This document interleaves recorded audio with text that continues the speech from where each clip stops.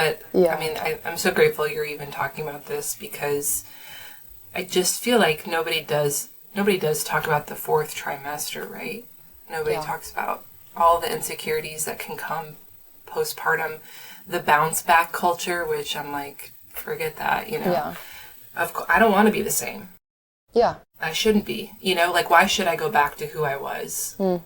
That would be weird. Like, let's be honest. You carried for 9 months, you grew fingernails, bones, organs, hearts. Then you had this crazy delivery, or you had a surgery. And then you have this whole new life that you're figuring out. Why would you be the same? You know, and I can't. And of course I deal with insecurities of, sometimes you look at yourself and your body, I wish this was, but half the time, like, I'm reminded, one, I did that.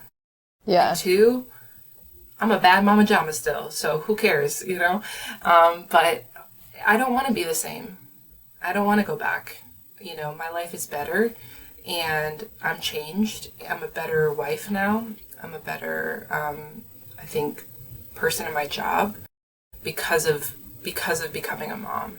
And I don't want to bounce back. I want to move forward. And so I want to cancel bounce back. You know what I mean? Let's cancel that culture of bounce back. Yeah, let's do it. I love that. As you were just talking now, I was also thinking about Ecclesiastes 3 and how there is a time for everything. Right. There's a time for peace. There's a time to mourn. There's a time to do whatever it is that we have to do under the sun, but there's also a time to rest.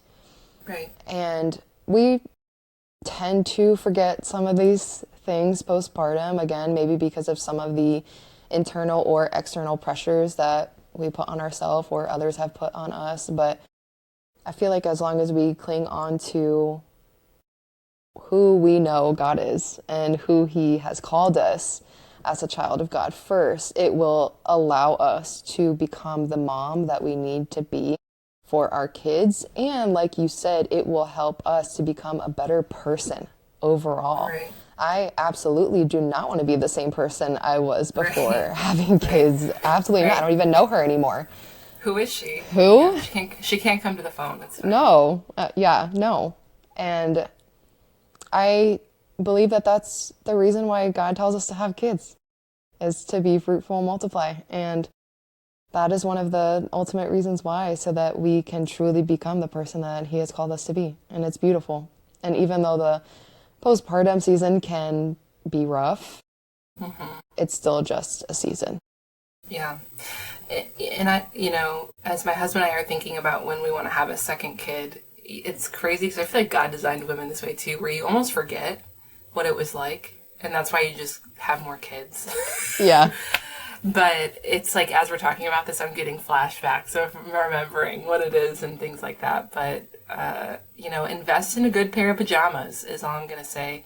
Cozy clothes, get some slippers, like, just lean into being a homebody for a little bit, you know? Yeah, I love that. Have a ton of water around you, body armor. Stay hydrated. Yeah. Yep. Snacks. I was so hungry postpartum. Yeah. Because when I was nursing, I was just like burning through so many calories, but I just couldn't believe how much food I had to eat. I felt like I was training for some sport, which you kind of are, you know? Yeah. You're training. Yeah. But it's a completely new thing, and your body is also adjusting to it too. So, yeah.